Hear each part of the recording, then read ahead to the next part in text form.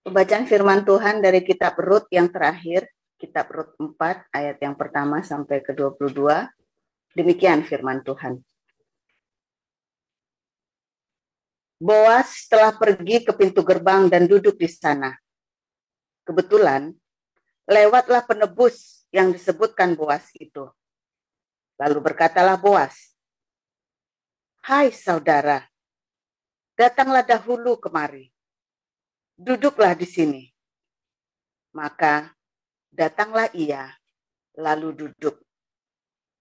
Kemudian dipilihnyalah 10 orang dari para tua-tua kota itu dan berkata, "Duduklah kamu di sini." Maka duduklah mereka. Lalu berkatalah ia kepada penebus itu, "Tanah milik kepunyaan saudara kita Elimelek hendak dijual oleh Naomi yang telah pulang dari daerah Moab. Jadi pikirku, baik juga hal itu kusampaikan kepadamu sebagai berikut. Belilah tanah itu di depan orang-orang yang duduk di sini dan di depan para tua-tua bangsa kita. Jika engkau mau menebusnya, tebuslah. Tetapi jika engkau tidak mau menebusnya, beritahukanlah kepadaku supaya aku tahu. Sebab tidak ada orang yang dapat menebusnya kecuali engkau, dan sesudah engkau, aku." Lalu berkatalah ia, "Aku akan menebusnya." Tetapi kata Boas, "Pada waktu engkau membeli tanah itu dari tangan Naomi, engkau memperoleh Rut juga, perempuan Moab, istri orang yang telah mati itu, untuk menegakkan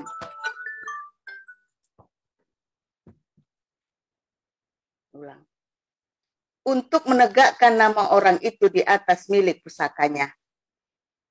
Lalu berkatalah penebus itu, "Jika demikian, aku ini tidak dapat menebusnya, sebab aku akan merusakkan milik pusakaku sendiri. Aku mengharap engkau menebus apa yang seharusnya aku tebus, sebab aku tidak dapat menebusnya." Beginilah kebiasaan dahulu di Israel dalam hal menebus dan menukar.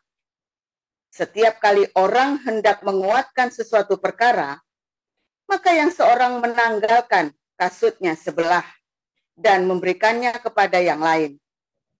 Demikianlah caranya orang mensahkan perkara di Israel.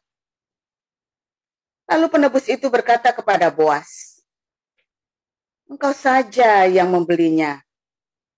Dan ditanggalkannya lah kasutnya.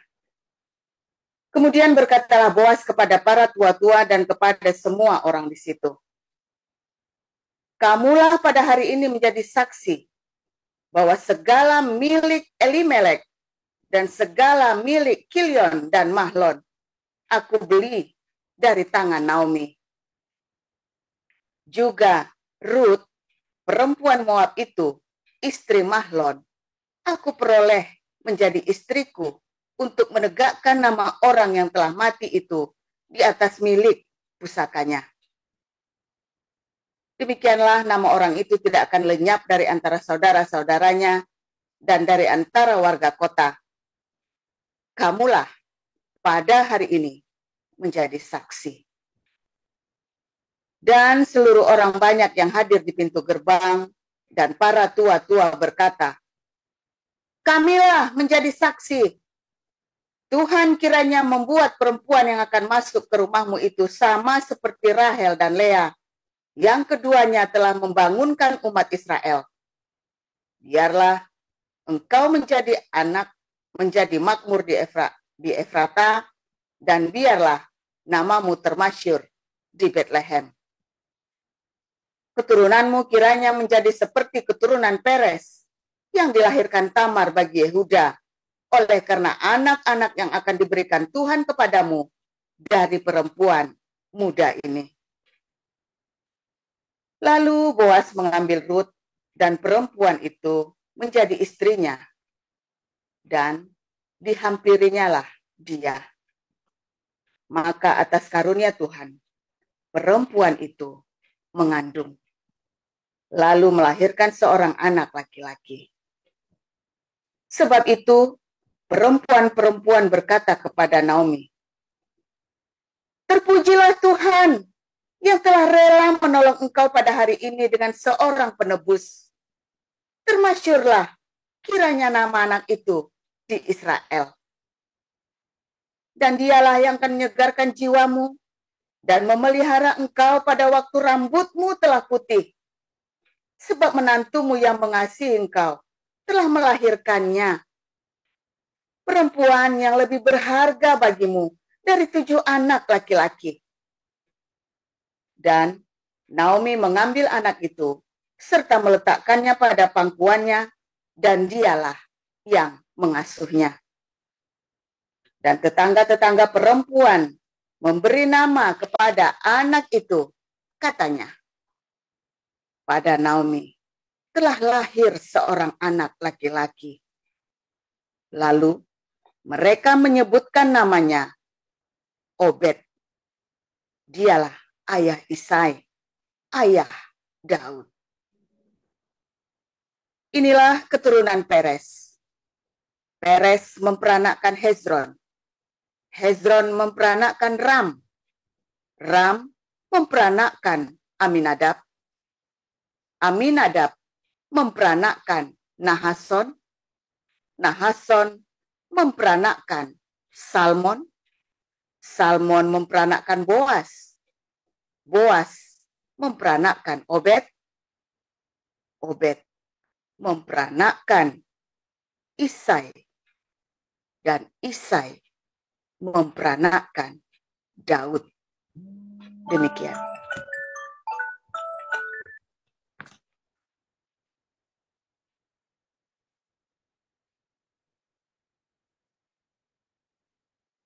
Ya, silakan Pak Ali Mulyo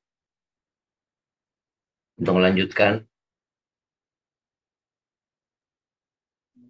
Pak Ali Mulyo silakan. Dengan 1 Timotius 5 ayat 1 sampai 25. Maaf tadi terganggu karena ada toa. Janganlah engkau keras terhadap orang yang tua, melainkan tegurlah dia sebagai bapak. Tegurlah orang-orang muda sebagai saudaramu, perempuan-perempuan tua sebagai ibu, dan perempuan muda sebagai adikmu dengan penuh kemurnian. Hormatilah janda-janda yang benar-benar janda. Tapi jikalau seorang janda mempunyai anak atau cucu, hendaklah mereka itu pertama-tama belajar berbakti kepada kaum keluarganya sendiri dan membalas budi orang tua dan nenek mereka, karena itulah yang berkenan kepada Allah. Sedangkan seorang janda yang benar-benar janda, yang ditinggalkan seorang diri, menaruh harapannya kepada Allah dan bertekun dalam permohonan dan doa siang malam. Tetapi seorang janda yang hidup mewah dan berlebih-lebihan, ia sudah mati selagi hidup. Peringatkanlah hal-hal ini juga kepada janda-janda itu, agar mereka hidup dengan tidak bercela.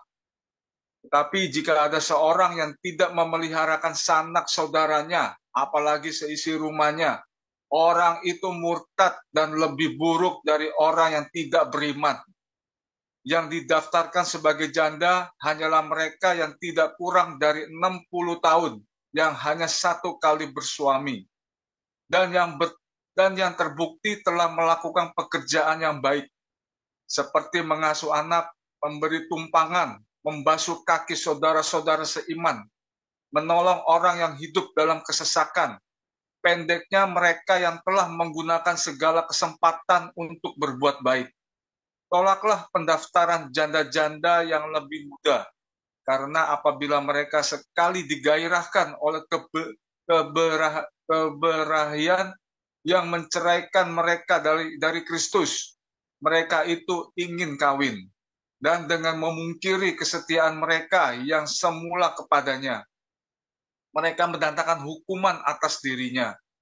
Lagi pula dengan keluar masuk rumah orang, mereka membiasakan diri bermalas-malas, dan bukan hanya bermalas-malas saja, tetapi juga meleter dan mencampuri soal orang lain dan mengatakan hal-hal yang tidak pantas.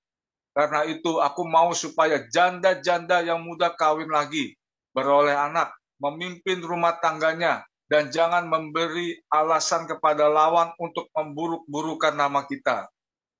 Karena beberapa janda telah tersesat mengikut iblis. Jika seorang laki-laki atau perempuan yang percaya mempunyai anggota keluarga yang janda, hendaklah yang membantu mereka sehingga mereka jangan menjadi beban bagi jemaat. Dengan demikian, jemaat dapat membantu mereka yang benar-benar janda. Penatua-penatua yang baik, pimpinannya patut dihormati 2 kali lipat, terutama mereka yang dengan jeripayah berkhotbah dan mengajar. Bukankah kitab suci berkata, janganlah engkau memberangus mulut lembu yang sedang mengirik. Dan lagi, seorang pekerja patut mendapat upahnya. Janganlah engkau menerima tuduhan atas seorang penatua, kecuali kalau didukung 2 atau 3 orang saksi. Mereka yang berbuat dosa hendaklah kau tegur di depan semua orang, agar yang lain itu pun takut di hadapan Allah dan Kristus Yesus dan malaikat-malaikat pilihannya.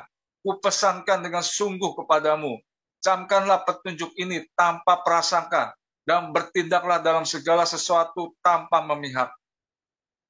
Janganlah engkau terburu-buru mentumpangkan tangan atas seseorang, dan janganlah terbawa-bawa ke dalam dosa orang lain. Jagalah kemurnian dirimu. Janganlah lagi minum air saja, melainkan tambahkanlah anggur sedikit, berhubung pencernaanmu terganggu, dan tubuhmu sering lemah. Dosa beberapa orang mencolok, seakan-akan mendahului mereka ke pengadilan. Tetapi dosa beberapa orang lagi baru menjadi nyata kemudian. Demikian pun perbuatan baik itu segera nyata. Dan kalau tidak demikian, ia tidak dapat terus tinggal tersembunyi. Demikianlah sabda Tuhan. Amin. Terima kasih untuk para rektor, Ibu Neriana dan Pak Ali Mulyo ya. Kita akan masuk pada sesi renungan firman Tuhan hari ini dengan judul Kawin Lagi yang akan diberitakan oleh Pastor Paul. Silakan Pastor Paul.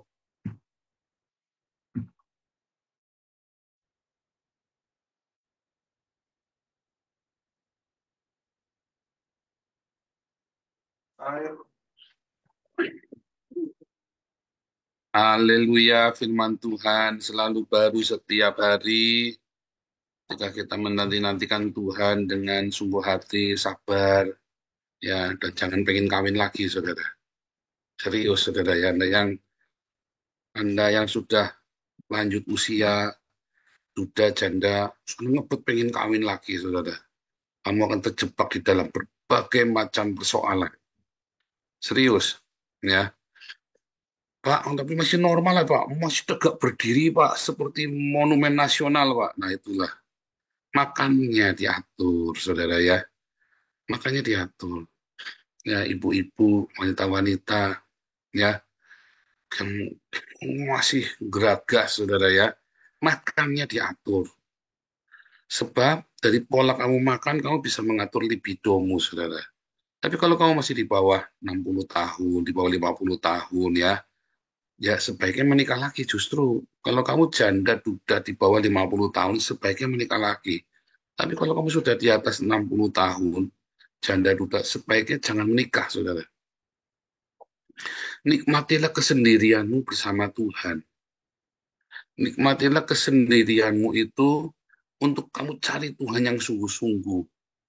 Ya. Nah, tapi kalau memang ketemu jodohmu dari Tuhan itu beda lagi. Tapi jangan terus matanya jelalatan, istrinya baru meninggal, tanahnya aja masih basah. Rumputnya aja belum tumbuh dari makam istrimu. Pengen kawin lagi geragas. Saya pernah ada seorang pengerja gereja ya.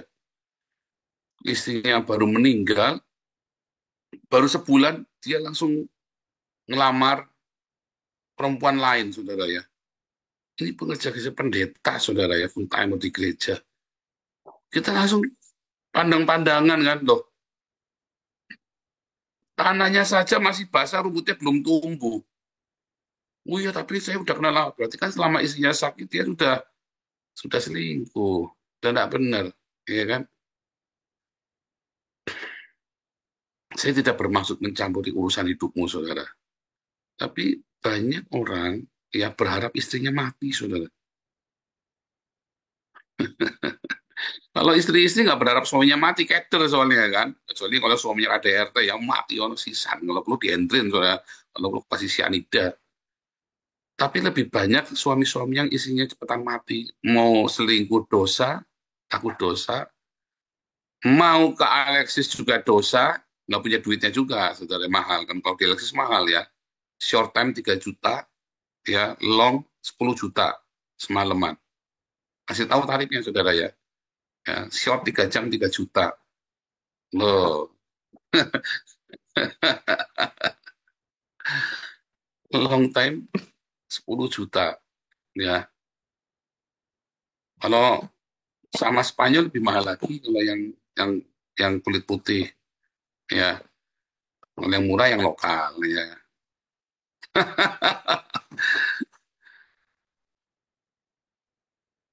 Tetapi banyak orang-orang lagi hidup, oh saya nggak mau ke Alexis, ya karena duitnya nggak ada. Ke kali jodoh, ya penyakitnya banyak, kotor kan, mahal kan bersih, di dokternya ada, ya kan.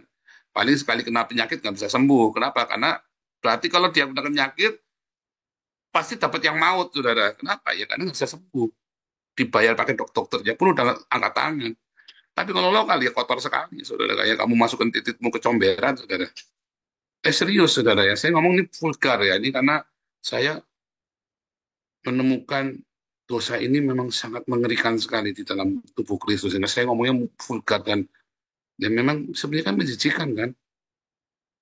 Kan kayak Anda, coba Anda pergi ke kali jodoh, jajan di sana. Kayak masukkan titikmu ke comberan, dikolek-kolek di comberan begitu. Sama nggak, saudara? Sama, saudara. Coba kamu masukkan titikmu di comberan itu, kolek-kolek dalam itu, mau nggak, saudara? Atau di WC umum gitu ya, masuk di jambannya, terus titikmu aduk jambannya itu loh, saudara. Itu sama, saudara. Sama ya, sama. Lalu penyakit semua, oh pakai kondom. Ya coba kamu pakai kondom, diaduk-aduk di comberan itu. Pakai kondom juga, sama. Nggak beda, ya kan? Sambil kamu, ya, kamu coba bayangkan. Nah, sebetulnya seperti itu, saudara. Tapi kan kamu nggak menyadari karena itu dikemas. Ya sama saja comberannya ditutup, ya porselen semua yang rapi, saudara ya. Sama saja, tetap comberan. Ya kan? Makanya Amsal berkata, bersukacitalah dengan istrimu sejak masa mudamu, dengan kulahmu yang membual. Makanya kamu sama istri jangan pelit-pelit mau ke salon. Kamu kerja yang benar, yang rajin, supaya kamu bisa ngasih makan anak dan istrimu, juga bisa nyalonin salon. Ya, bang kamu istrimu, masa istrimu suruh potong di bawah pohon yang rindang? Nggak bener kamu, pelit. Kamu terus mau minta yang kayak sekretarismu. Sekretarismu pergi ke salon, saudara. Istrimu perginya ke bawah pohon yang rindang. Pelit. Dia yang rapi yang benar, ya yang rapi yang benar, saudara ya. Anda meragati istrimu, saudara. Mungkin Anda yang sebagian belum pernah dengar ya, yang baru-baru nggak pernah dengar. Karena 3 tahun lalu saya sudah sampaikan.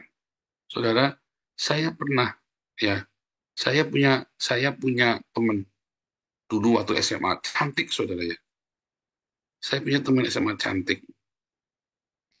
Sekarang ya kayak kuntilanak mukanya, saudara. Kenapa, saudara, kayak kuntilanak? Isi saya biasa-biasa saja, anak itu biasa-biasa saja. Sekarang anak cantik, saudara. Bahagia sama saya. Saya punya teman dulu, ya, cantik. Sekarang kayak kuntilanak mukanya. Kenapa digebukin terus sama lakinya, saudara? Iya kan? Kere juga suaminya, lakinya nggak punya duit. Iya kan? Nah, oh, mami saya juga sama, saudara ya. Mami saya itu kembang desa, serius. Lihat ya, adik-adiknya mami saya itu cantik-cantik juga. Adik mami saya cantik-cantik, udah tua pun masih cantik-cantik adiknya mami saya itu ya. Serius, Anda kan yang dulu pernah layat mami saya, ketemu sama adik-adiknya mami saya, waktu yang pernah ngesom bareng. Cantik-cantik adik mami saya itu, cantik-cantik, mukanya bagus-bagus, ganteng-ganteng. Ya, terus mami saya pernah disenengin sama orang, dia nggak mau. Ya, entah kenapa nggak mau, senengnya sama papi saya. Ya, papi saya ganteng, tapi terus apa saudara, dikebukin tiap hari. Usia 40 saja sudah capek mami saya mukanya. Usia 50 tahun, ya, mami saya itu usia 50 tahun ya. Waktu itu kami barusan mulai pada lulus, tapi saya baru ngerti bahwa eh mami mengalami hal yang mengerikan itu tadi. Jualan roti, saudara, mami saya itu, asongan roti. Hancur semua hidupnya. Tapi saya sudah hidup sendiri ya, saya kuliah, kakak saya kuliah sendiri. Mengerikan, saudara. Cantik, mami saya itu cantik sekali. Kalau Anda lihat foto mudanya itu, ya, aduh, saudara lihat artis Hong Kong itu. Serius, sampai bilang, dikira artis Hong Kong. Orang-orang lihat masa mudanya itu, ya, kayak Teresa Ate, model-model muka-mukanya muka gitu ya. Kenapa? Karena dikebukin sama lakinya tiap hari. Sama papi saya, ya. Cantik sekali bisa begitu. Kenapa? Ya, karena kamu tidak menghargai laki-laki. Kamu mau suamimu, istrimu, wah biasa saja begitu. Tapi kamu perlakukan istrimu dengan baik, istrimu jadi cantik. Itu resepnya, saudara ya. Lalu kamu perlakukan istrimu, ya gimana caranya? Sebab istrimu ya cerminnya kamu, ya cerminmu. Aduh, itu banyak cerita. Makanya kan Anda lihat ya, Anda sekarang ibu-ibu yang suamimu baik ya, bersyukurlah sama Tuhan. Bukan bersyukur sama suamimu, nanti ngelunjak saudara. Sama Tuhan. Jangan ngomong ya, diam. Bersyukur sama Tuhan, ya. Kalau suamimu baik. Dan kamu jangan sok, udah suamimu baik, kamu jangan tambah ngedan, saudara. Suami yang baik itu tuh anugerah dari Tuhan. Istri yang baik juga anugerah dari Tuhan. Makanya Amsal bilang istri yang bijak. Istri yang bijak itu permata. Bukan istri yang cantik, istri yang cantik maedan, saudara. Wah, mumet. Tapi istrimu jadi cantik karena kamu memperlakukan dia dengan benar. Ya, suami-suamimu bisa berhasil karena istri-istrinya support suaminya. Itu ya, itu rahasianya saudara. Serius ya, waduh. Makanya saya kalau ngeliat cewek lain, enggak, beneran enggak. Oh, bohong enggak, beneran. Wah, Anda coba, kita sudah berapa kali nih ya. Kalau ditantangin begitu ya jadi, makanya kita menghindar. Tapi karena saya bisa cukup, ya kan, makanya di kelas apostolik saya ajari ya, seks yang kudus, seks yang benar. Oh ini udah boleh, itu udah boleh. Akhirnya suamimu nyoba sama orang lain, ya kan? Ya karena kamu ininya itu nggak boleh. So, ya udah. Monoton, bosen. Siapa yang sini sudah bosen seks dengan pasangannya? Ayo, jujur. Monoton, karena kan kamu banyak kan nggak boleh sih. Ingat-ingat ya, yang benar-benar tidak boleh itu, kamu seks sama binatang, seks sama anak kecil, seks dari anal, saudara. Itu firman Tuhan itu benar-benar nggak boleh. Dan seks dengan sesama jenis. Seks dengan binatang, seks dengan binatang, seks dengan anak kecil, ya, seks dengan dari dubur, seks sesama jenis, saudara ya. Dan satu lagi, saudara, ini yang dosa mendatangkan gangbang, seks rame-rame. Hati-hati, saudara. Nanti kelas apostolik ya saya ajarin kenapa. Yang lainnya kamu punya variasi apa segala macam, kamu nikmati hidupnya itu, saudara ya. Lalu kalau sampai kamu istrimu meninggal atau suamimu meninggal, ya kan? Oh, nanti jangan meninggal dulu ya. Ya kamu cerita ya. Kalau kamu tidak menikmati, akhirnya kan kamu ngarep-ngarep istrimu mati. Kalau istri jarang ngarep-ngarep suaminya mati.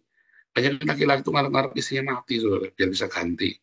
Nah, udah bosan itu kayak itu orang-orang yang datang sama Tuhan Yesus Matius 19 itu kan. Tuhan, boleh tidak cerai? Katanya Musa boleh dengan cerai dengan alasan apapun yang penting ada surat cerainya. Tuhan Yesus bilang nggak boleh kecuali karena berzina. Kalau berzina, kalau kamu sudah menikah, punya anak, berzina, bukan dicerai, saudara, dirajam pakai batu. Iya kan? Kalau kamu tunangan, terus tunanganmu hamil gitu ya, kamu boleh cerai. Tapi kalau kamu udah menikah, salah, terus kamu menghamili gadis lain atau orang lain atau tiba-tiba hamil, ya dirajam pakai batu. Nggak boleh cerai. Kalau wah, gimana kalau bosan gimana? Nah, saudara. Karena kamu yang salah. Ya, kamu bikin bosen kok.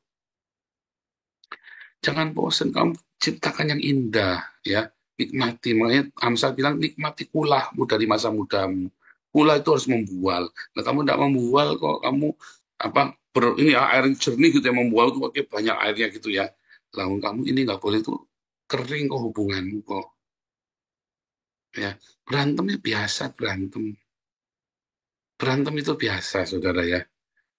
Nah, tapi jangan ngarep pasanganmu mati, ya. Sebab nanti makin kalau kamu ngarep-ngarep pasanganmu mati, kamu tidak sadar dalam alam bawah sadarmu, saudara ya. Akhirnya kamu mulai berzina. Akhirnya kamu mulai melakukan banyak hal. Terus pasanganmu benar-benar mati, buru-buruan kawin kamu, saudara. Dari situlah kita ngerti, anak itu pasti ngarep-ngarep pasangannya mati. Siapa di mana ya, diminta diberkati. Saya langsung tahu. Masih lagi hidup ngarep-ngarep pasangan itu cepet-cepet mati. Nang mati yo, ganti baru. Iya kan? Kamu ya, ini mobil saya kan mobil tua. Nah kita lagi tukar kan sudah jalan mau 5 tahun kita pakai mobil itu, saudara ya.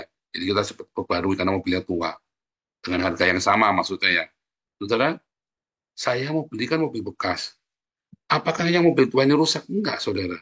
Karena kalau tukarnya mobil bekas belum tentu mobilnya bekas ini bagus, saudara. Istri juga sama. Kamu ya yang lama sudah mati, lainnya mati terus kamu ganti baru, belum tentu yang baru itu kamu jadi benar loh. Diorot-orot tahu rasa kamu nanti. Makanya kalau sudah di atas 60 tahun, nggak usah pengen kawin lagi. Kalau di bawah 60 tahun, yang Buddha yang laki-laki kan masih produktif. Kamu boleh pikirkan sesuatu. Masalahnya kamu sudah tidak kerja. Kamu sudah tidak kerja, maksa pengen kawin, kan edan kamu, saudara.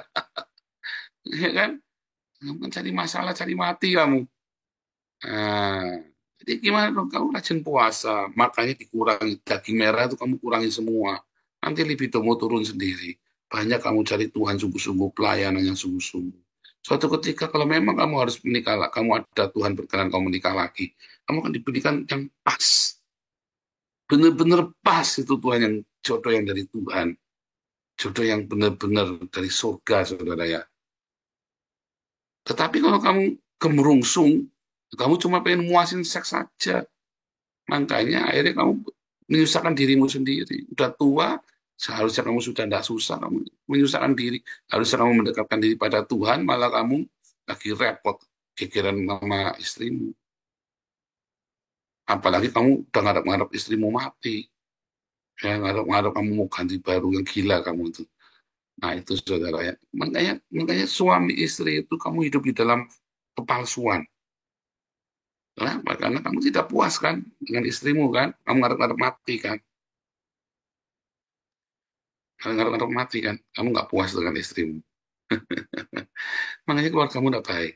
Kamu ngarep-ngarep pasanganmu mati kok. Coba tanya, kamu ngarep-ngarep aku mati enggak? Tadi kan, aduh, Paul ini nggak memprovokasi ya, tapi ya saudara ya. Suami-suami bertobat ya, saudara ya. Suami-suami bertobat. Istrimu jadi kayak gitu ya gara-gara kamu. Kemarin sudah saya ngomong ya, mau cantiknya kayak apa, mau ganti 10 kali, ya kalau kamu belum berubah, ya istrimu yang cantik, bagaikan Sri Kandi atau kan istrimu seperti Dewi Kayangan, tak jamin saudara, 5 tahun kawin sama kamu kemudian bisa jadi kuntilanak, jadi mampir. Nah, tetapi para wanita yang sudah kehilangan suaminya, cari Tuhan sungguh-sungguh. Kesempatan kamu hidup sendiri, puaskan hasratmu dengan Tuhan. Ya, karena di dalam hubungan kita dengan Tuhan itu ya saudara ya, hasrat libido itu, kalau kamu ganti dengan hadirat Tuhan, itu hilang saudara, libido itu. Bisa hilang sendiri. Dan kamu bisa puas sekali dengan Tuhan. Bahkan kamu bisa mendapatkan rema-rema yang luar biasa. Ya, makanya ada orang-orang yang justru di masa dia sendiri, dia bisa menjadi pendoa syafaat yang ampuh. Wah, perkataanmu, doa-doamu, makanya kamu janda-janda. Cari Tuhan sungguh-sungguh. Cari Tuhan sungguh-sungguh. Yang duda-duda, yang sudah di atas 60. Cari Tuhan sungguh-sungguh. Jangan main-main. Makanya makanannya dijaga. Jangan makan daging merah. Ya, makanya ikan saja. Jangan makan udang, kepiting. Kamu coba yang para janda dan duda. Kamu nggak mau menikah lagi. Coba pakai diet kosher, dietnya orang Yahudi. Makan makanan cara orang Yahudi. Kecuali satu, jangan makan domba. Ya kan? Pokoknya jangan makan daging merah. Makan ikan saja. Ikannya pun ikan bersisik. Makanya ayam. Ya kan? Ayam atau ikan. Jangan makan daging merah. Ya. Makan sayur yang banyak.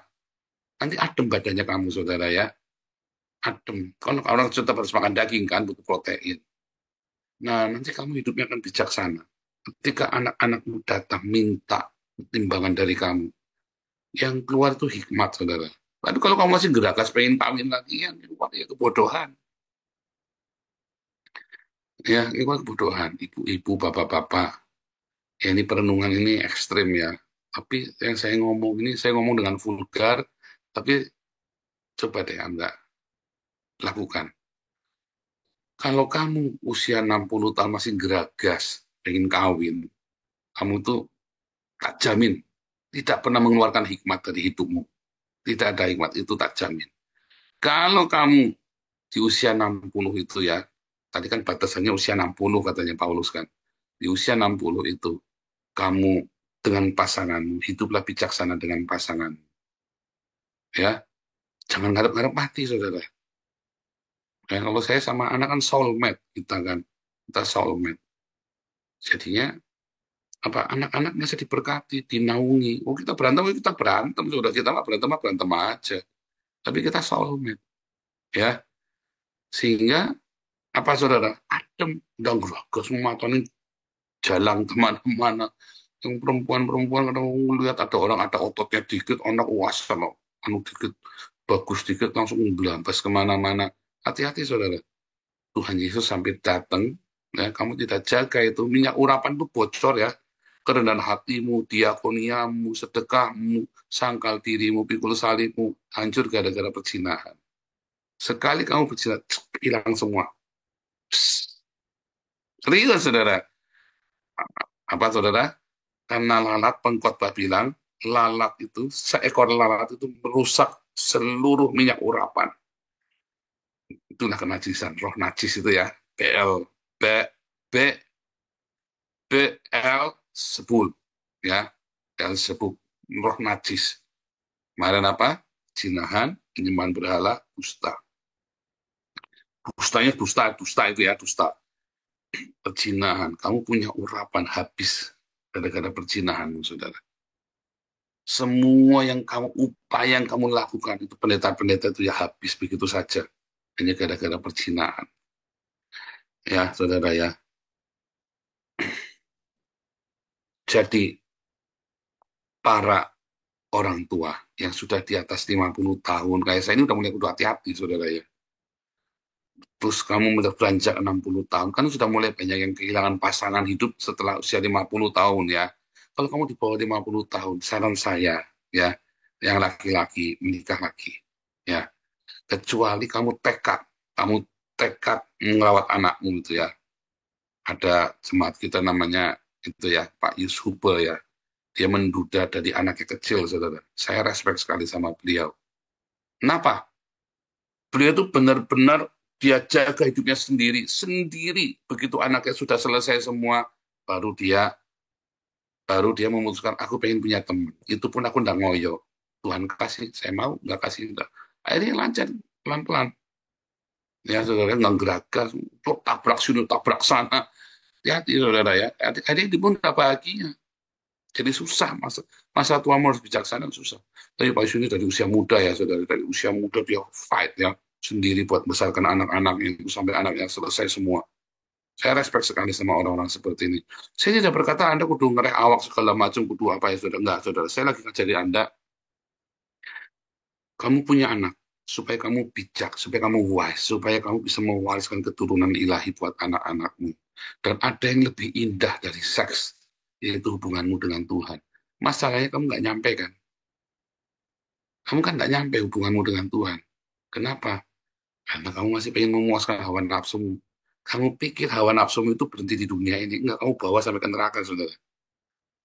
Artinya hawa nafsumu itu yang tidak kamu, yang itu akan menarik kamu. Oh, saya kan percaya Yesus, tetap kamu masuk neraka, saudara. Percaya saya. Karena hawa nafsu itu yang membuat kamu tidak bisa ketemu Tuhan. Dan ketika kamu bilang kamu Kristen, kamu Kristennya bohong, saudara. Ketika kamu tidak bisa merasakan Tuhan, ketika kamu tidak bisa merasakan cinta agape yang melimpah, ya kamu masih mengedepankan agape sampai tua, kamu masih nafsu masih lebih besar dari agape. Hati-hati, saudara. Kamu belum lahir baru dan kamu nggak bisa lihat surga, ya. Otaknya kan kamu kan baru mikir kan sudah dosa, saudara. Baru mikir, wah, lihat tuh Semloha itu janda tetangga itu, wah, Semloha itu, kamu langsung itu sudah dosa. Ini saya ngomong vulgar sekali, tapi ini saya demi demi Anda supaya surgamu dari sekarang. Kalau sekarang kamu masih wah, meletup-letup gitu ya, wah, meriamu kemana-mana meletup-letup, tak jamin kamu tidak masuk surga, saudara. Karena berarti surgamu ya itu. Terus kamu merasakan sudah dengan wanita itu kamu puas, ini surga, gundurmu peyang, saudara. Hati-hati, saudara. Saya saya wanti-wanti ya, saya wanti-wanti. Jangan berpikir karena Anda menyebut nama Yesus, Anda sudah selamat. Sampai Anda punya agape-nya Yesus, lalu kamu selamat, saudara. Karena ketika kamu menyebut nama Yesus, artinya kamu ada agape di dalam hidupmu yang Tuhan Yesus percayakan dalam hidupmu. Kalau kamu masih meletup dengan hawa nafsumu, kamu akan diseret ke neraka.